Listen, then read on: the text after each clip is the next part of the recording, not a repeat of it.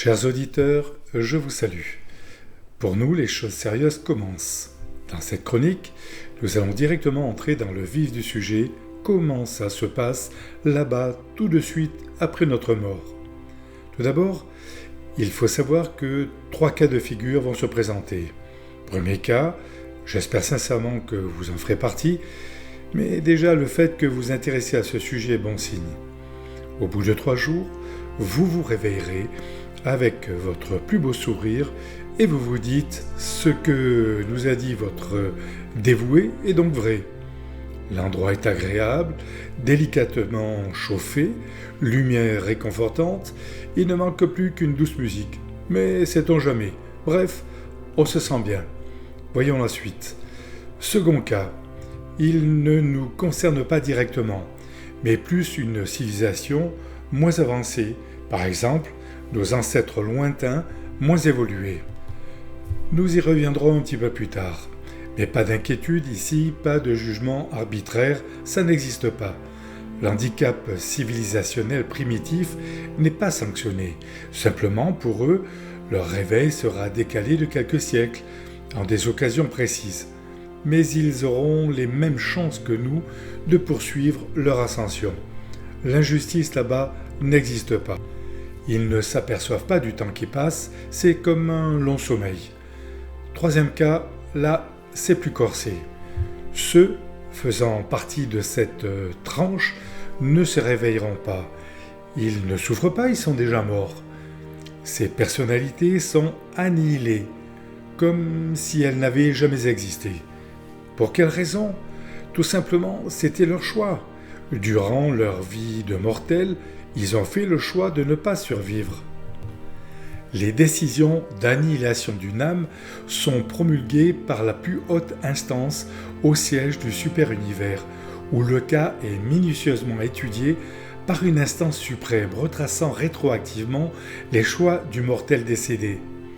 Les révélateurs nous indiquent que malgré tout, s'il devait y avoir le moindre doute sur les désirs profonds de la personnalité décédée, celle-ci serait réveillée et devra prendre sa décision définitive dans le monde.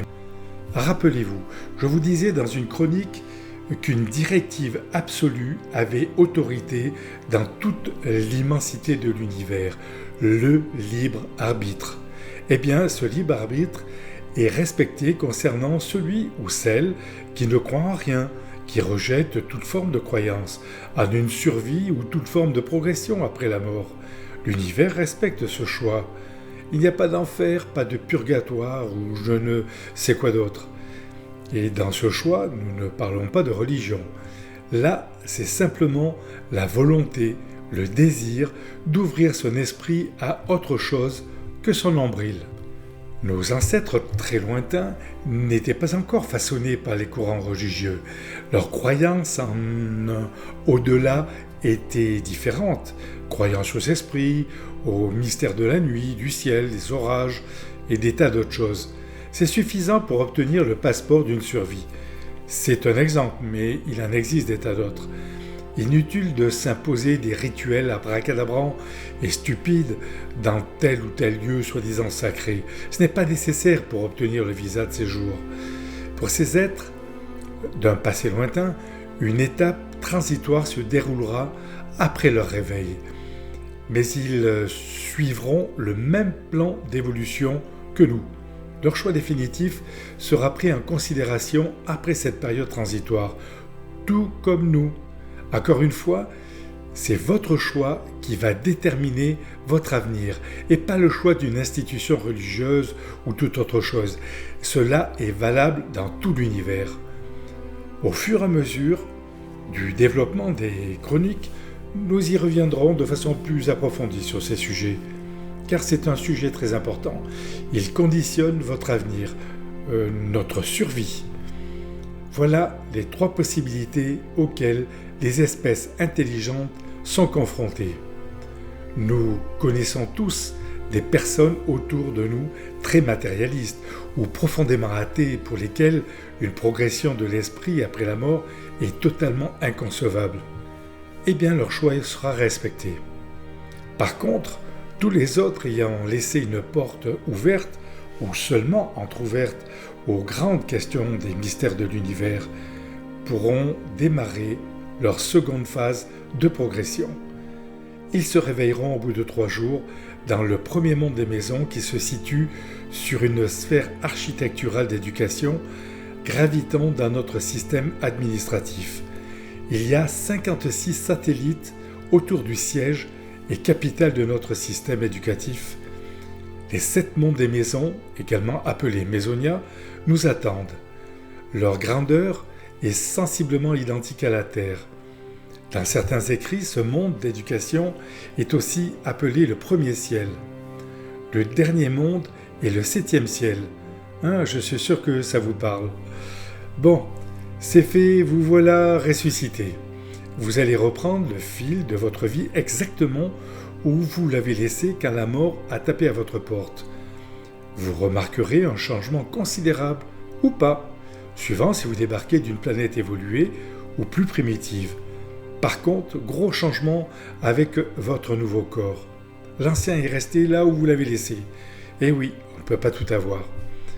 Le vrai centre des activités sur le premier monde est la salle de résurrection, colossal temple où l'on reconstitue les personnalités. C'est une construction gigantesque où s'affairent ceux qui sont en charge de votre reconstitution.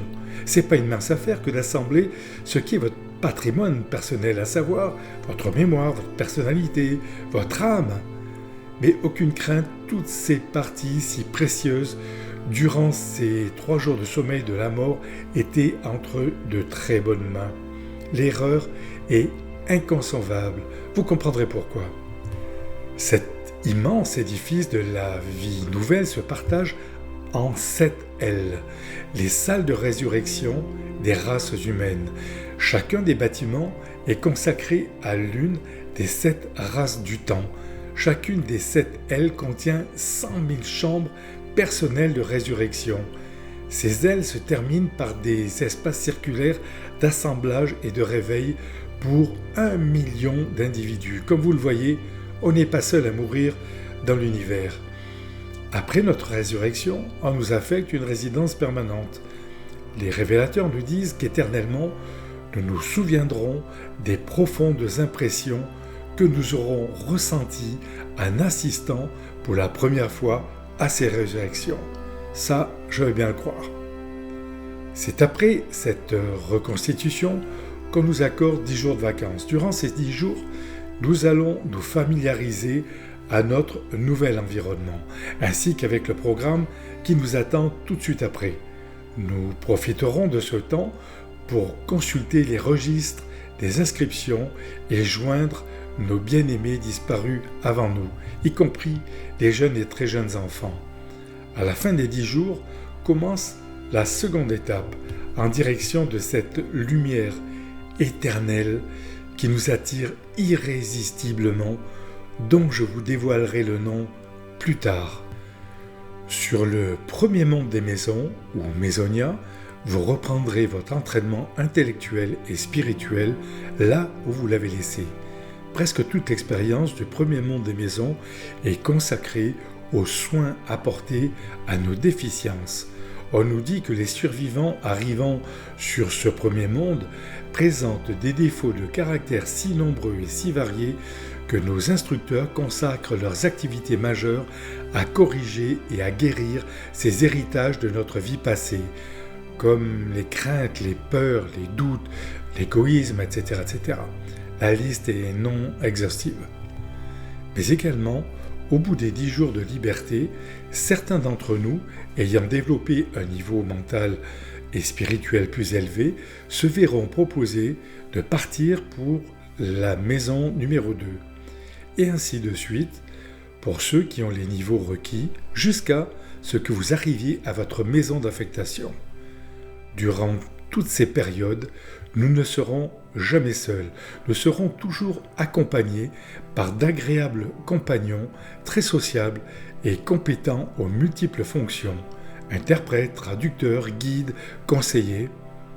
Et oui, à l'arrivée ce sont des milliers de langues différentes issues de nos vies passées qui se mélangeront, une véritable tour de Babel. Mais dans les mondes des maisons, il n'existe qu'une langue locale, officielle, qu'il va falloir apprendre. Mais on a tout le temps pour ça. Nous allons maintenant parler d'un chapitre qui va concerner la fonction parentale. J'entends d'ici votre surprise. Eh bien oui, de l'autre côté, nous allons tous passer au crible d'une commission parentale. Cela se passera durant notre séjour morontiel. Cette commission est composée de 12 couples issus de notre planète, récemment arrivés, qui ont eu, en tant que mortels, l'expérience d'avoir élevé au moins 3 enfants jusqu'à l'âge de la puberté. Évidemment, ces couples auront été sélectionnés d'après des critères rigoureux. Tous les examinés dont l'expérience parentale ne satisfait pas les commissaires doivent compléter leur qualification dans des secteurs comme la nurserie probatoire, par exemple. Nul ascendeur mortel ne peut échapper à l'expérience d'élever des enfants, les siens ou d'autres, soit durant notre vie mortelle, ici, soit de l'autre côté. Dans d'autres chroniques, vous comprendrez pourquoi. Rien n'est laissé au hasard. Mais aucune crainte, les couches culottes ne seront plus de mise. Ouf, ça, c'était avant. Vous vous posez sans doute plusieurs questions, notamment, y a-t-il des enfants dans l'univers du mental ? La réponse est oui. Ici sur Terre, malheureusement, meurent et de jeunes enfants. Ces jeunes âmes n'ont connu aucune ou très peu d'expérience comme mortels. Ces jeunes âmes sont réveillées au moment de l'arrivée des parents biologiques décédés. Leur statut sera absolument identique qu'au moment de leur mort. Dans le cas où les parents naturels ne se réveillent pas, car tel était leur choix, eh bien un couple de parents morontiels ne possédant pas d'expérience parentale suffisante sera désigné pour continuer l'éducation de cette jeune personnalité jusqu'à l'âge de 16 ans, comme nous le faisons ici. Pourquoi 16 ans ? Les révélateurs nous informent que c'est l'âge requis auquel l'adolescent doit décider s'il veut continuer ou pas le chemin de l'ascension. S'il décide de poursuivre l'aventure, il continuera, comme ses parents adoptifs et tous ceux qui ont décidé de suivre le même chemin. Mais si sa volonté est de ne pas poursuivre l'ascension, son choix est respecté. Il s'endormira pour l'éternité sans aucune souffrance. C'est exactement le même processus que pour nous ici maintenant. C'est toujours nous et personne d'autre qui décidons de notre salut. Deuxième monde des maisons. Dans ce deuxième monde, nous nous installons plus complètement dans la vie des maisons. Des groupes se forment, nous commençons à nous organiser. Nous commençons à nous sociabiliser, à devenir moins individualistes. Nous devenons plus amicaux et fraternels avec les personnalités qui y résident. Sur les mondes des maisons, rien de comparable n'existe au caste et à l'intolérance. Comme vous avez été sage et attentif, je vous donne une info très intéressante. Notre progression suit 3 voies différentes et complémentaires. La première voie, nous la connaissons. C'est celle que nous vivons dans la chair et le sang. Elle est physique et très matérielle. La seconde voie, c'est celle que l'on va suivre directement après notre réveil, dans le premier monde des maisons et pendant un certain temps. C'est la voie du mental, de l'intellect, aussi appelé monde morontiel. Car notre nouveau corps ne possède plus les contraintes d'un corps physique mortel. Nous allons développer notre mental jusqu'à des limites insoupçonnées. La troisième voie sera très spéciale. C'est elle qui va nous guider vers une destinée époustouflante, grandiose. C'est la voie de l'esprit. Nous deviendrons progressivement des êtres spirituels, mais beaucoup de temps se sera passé. Cette voie possède 7 niveaux de progression, du premier stade au 7e stade de l'esprit. La distance est colossale. Mais nous avons en nous toute la machinerie pour y arriver. Lors de notre progression de maison en maison, notre corps sera modifié. Nous nous endormons pour le transfert et nous nous réveillerons dans des chambres de résurrection avec un corps approprié, modifié. Ces modifications nous permettent de mieux apprécier les subtilités de notre nouvel environnement. Nous posséderons des sens nouveaux, plus affinés, plus nombreux. Comme je le dis souvent, nous serons de plus en plus présentables. Ici, l'habit fait le moine, c'est-à-dire que chacun peut instantanément voir qui vous êtes, connaître votre niveau d'évolution mentale et spirituelle, en un mot, votre statut morontiel ou spirituel. Rien de discriminant, mais au contraire, tout est plus simple, plus naturel. On ne peut rien cacher, comme nous le faisons ici derrière un habit valorisant et un sourire charmeur, peut se trouver une personnalité sombre, peu recommandable, rien de tel de l'autre côté. Mais parfois, des accidents peuvent arriver. Alors, il existe des cliniques qui vous remettent sur pied. Sympa, non? Et en plus, là-bas, pas besoin de carte vitale. La souffrance physique n'existe plus, ainsi que la maladie, ni la misère, ni la famine. Sur aucun monde de l'ascension, vous ne trouverez quelque chose de semblable à l'injustice, à l'intolérance humaine ou toute forme de discrimination, de système inconsidéré, de castes, de sectes, groupements religieux ou d'États corrompus. Au fur et à mesure de l'ascension des Mésonias, vous découvrirez plus d'activités, plus d'animations réalisées par les survivants qui progressent. On découvrira sur Mésonia 2 une splendide mer de verre pour un usage spécifique. Nous en reparlerons. Lors de chaque avance de monde en monde, nous acquérons un corps morontiel nouvellement développé. Nous nous endormons durant le transport et nous nous réveillons dans une chambre de résurrection avec un nouveau corps amélioré. Bien sûr, nous conservons notre mémoire passée, car la mémoire est indispensable dans un processus évolutif. Nous continuons à manger, à boire et à nous reposer. Le repos est important, même de l'autre côté. Nous absorbons des aliments d'ordre morontiel, un royaume d'énergie vivante, inconnu ici. Nous ne rejetons rien. La maison numéro 1 est une sphère très matérielle, consacrée au début du régime morontiel. Nous sommes encore très humains et peu éloignés des points de vue limités de la vie terrestre. Mais chaque monde nous apporte un progrès notable. De sphère en sphère, nous deviendrons moins matériels, plus intellectuels et un peu plus spirituels. Les déficiences biologiques inhérentes à l'espèce humaine ont été largement compensées sur le premier monde. Sur le deuxième monde, nous éliminons plus spécifiquement toutes nos phases de conflits intellectuels et mentaux. Le monde des maisons numéro 3. Mésonia 3 est le siège de tous les instructeurs des mondes des maisons. Ils sont très nombreux. C'est le monde des grands accomplissements personnels et sociaux. Un travail éducatif plus positif commence sur Mésonia 3. L'éducation sur les deux premiers mondes est plutôt de nature négative, c'est-à-dire concernant plus particulièrement nos déficiences acquises durant notre brève vie incarnée. Sur le monde des maisons numéro 3, nous commençons réellement une culture mentale progressive. On y compare la philosophie morontielle à la logique terrestre. C'est une véritable introduction à la compréhension intelligente des réalités cosmiques. Monde des maisons numéro 4.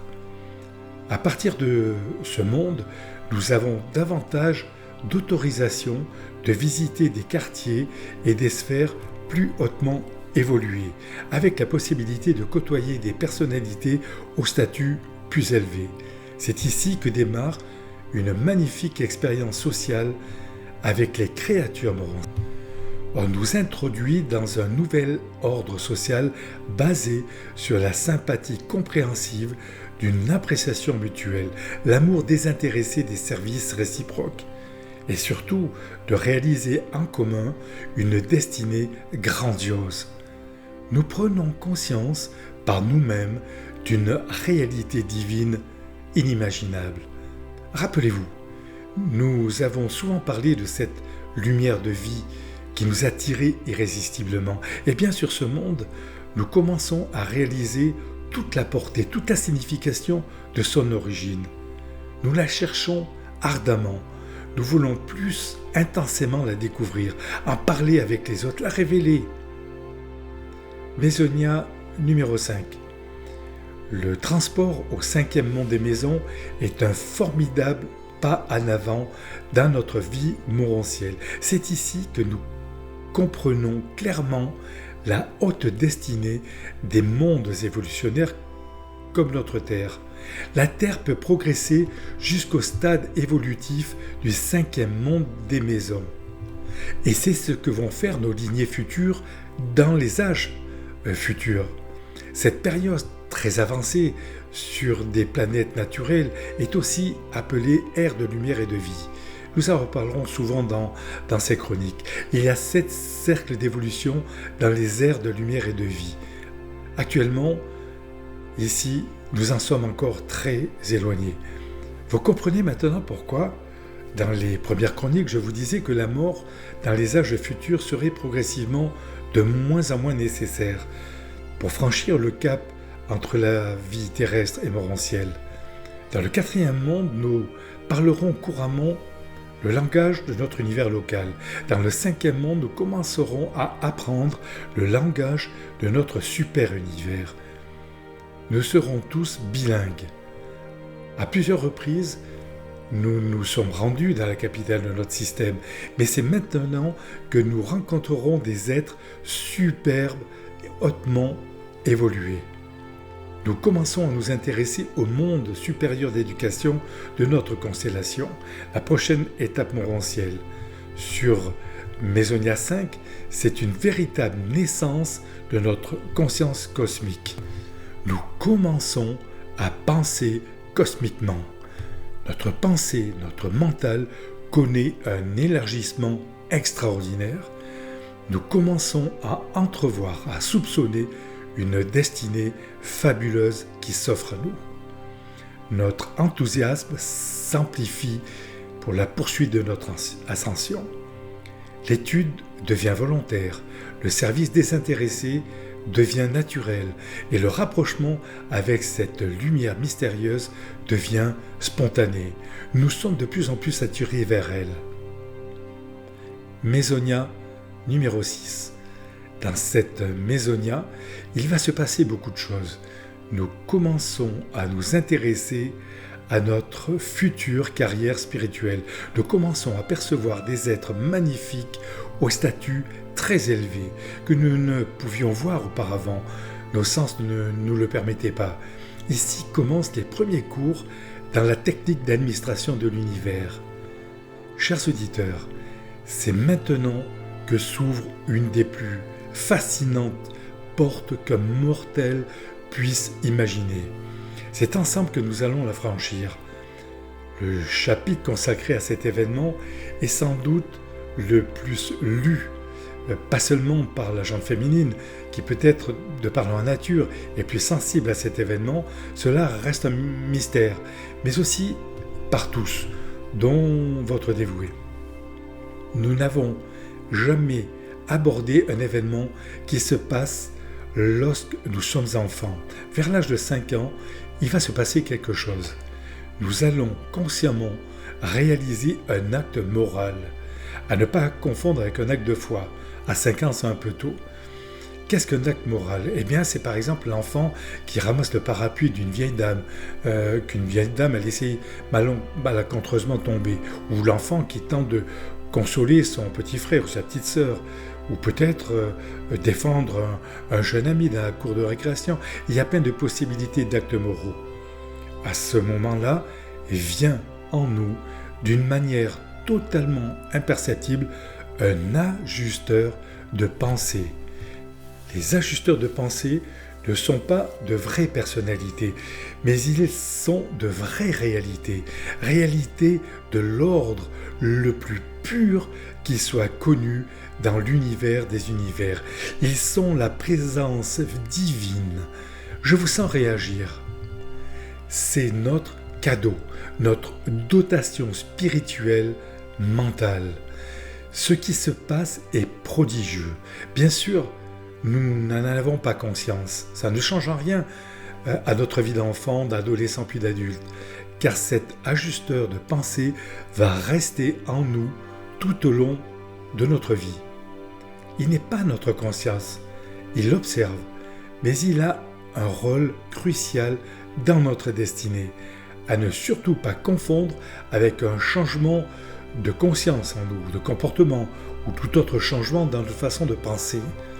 La personnalité humaine doit absolument évoluer à 100% en accord avec son libre arbitre.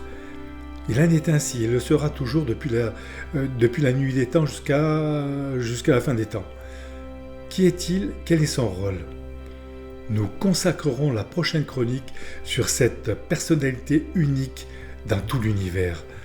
Les ajusteurs de pensée ont de multiples noms, au travers les écrits, les légendes, les croyances, les mythes. Je vous dirai simplement ceci. Cet être a un rôle capital dans notre progression, dans notre quête d'immortalité et de perfection. Et ce qui se passe principalement dans ce monde des maisons, ou avant, défile lentement. Et les révélateurs nous affirment que c'est sans doute le plus grand mystère de l'univers. Cet événement est appelé une fusion entre une nature divine, immortelle, parfaite, et une personnalité d'origine animale, mortelle et imparfaite, nous. Cette fusion n'intervient pas au hasard. Nous y reviendrons. Septième monde des maisons. L'expérience dans ce septième monde est le couronnement de la carrière qui suit notre mort. Ici, sur ce monde, nous allons être purgés de toutes les traces d'hérédité malheureuse rencontrée durant notre bref passage dans la peau d'un mortel. Nous aurons la permission de visiter le monde de transition numéro 7, une sphère à part, consacrée à cette intelligence créatrice qui a conçu et insufflé la mise en place de ce plan sublime d'évolution pour 7000 milliards de planètes dans l'immensité de l'univers et son extension quasi illimitée dans les niveaux d'espace extérieur, où se met en place progressivement un autre concept d'existence qui défie complètement l'entendement. Ce monde de transition numéro 7 est un espace de recueillement, de réflexion. Chacun peut y venir méditer, réfléchir à ce qui nous unit à la source centre première de toute vie dans l'univers. Bien sûr, cette prodigieuse personnalité n'est pas présente, et même si elle l'était, nous ne pourrions pas la voir. Notre progression est encore très, très insuffisante. Nous n'en serons qu'au début de notre ascension. Mais notre foi en un sublime avenir dans les âges lointains devient inébranlable. Cette fascinante personnalité a de très nombreux noms, mais un revient souvent dans les cultures de la création, c'est la source centre première. Voilà, chers auditeurs, j'espère que cet épisode vous a plu. Nous avançons progressivement dans la découverte des plus grands mystères de l'univers, les mystères de la création. À très bientôt pour une prochaine chronique. La date sera mentionnée à la fin du récapitulatif sur la première page de YouTube. Que la connaissance soit avec vous.